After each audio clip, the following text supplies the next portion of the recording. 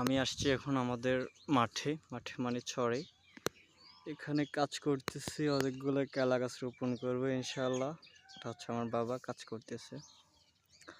তারপর হচ্ছে আসার সময় পানি নিয়ে আসছিলাম, যেহেতু অনেক রোদ, অনেক কষ্ট হয় রোদে কাজ করতে। ঠিক আছে, আমি যদি আপনাদের একটু করে দেখাই আমার অবস্থা, এই যে পুরোটা ভিজে গেছে দেখছেন। এখানে হচ্ছে শুকনো, এখানে হচ্ছে ভেজা। পিঠের অবস্থা যদি দেখাই, আমি বুঝতেছি না আপনি দেখতে পাচ্ছেন কিনা।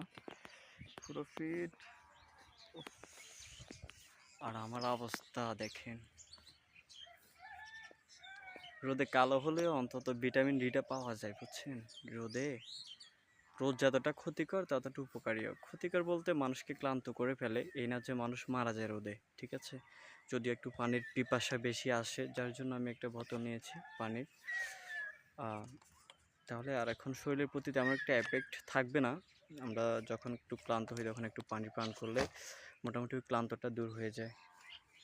আসলে গ্রামের মানুষ এবং কি কৃষকরা যে পরিমাণ পরিশ্রম করে, সেটা আপনারা হয়তো এসি রুমে বসে উপলব্ধি করতে পারবেন না। আপনারা তো ভাবেন কৃষকরা এমনি এই হচ্ছে ইনকাম করতেছে, তাদের ইনকামে অনেক, তাদের চাষাবাদে কোনো কষ্ট নাই।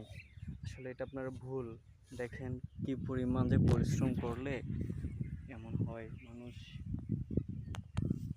গ্রামের মানুষ স্মার্ট, কিন্তু এই যে এই কাজের জন্য স্মার্টলি ধরে রাখতে পারে না। ঠিক আছে, আমার চুলগুলো দেখতে পাচ্ছেন না কেমন হয়ে গেছে।